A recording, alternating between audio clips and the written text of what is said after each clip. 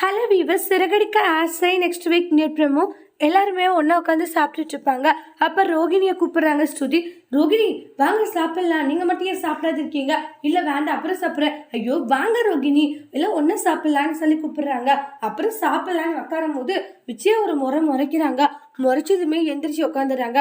அப்போ ஒரு மாதிரி மீனாக்கே ஒரு மாதிரி கஷ்டமா இருக்கு. பாவம் ரோகிணி தப்பு பண்ணியிருக்கலாம், ஆனால் சாப்பிட உட்காந்து உங்களை அத்தை இப்படி எழுப்பிட்டாங்களேன்னு சொல்லிட்டு ஒரு மாதிரி ஃபீல் ஆகுறாங்க. ரோகிணி உட்காருங்கன்னு சொல்லி மீனா சொல்லுவாங்க. இல்லை மீனா வேண்டாம், இங்க பாருங்க உட்காருங்கன்னு சொல்லிட்டு மீனா உட்கார வச்சு சாப்பாடெல்லாம் போட்டு கொடுக்குறாங்க.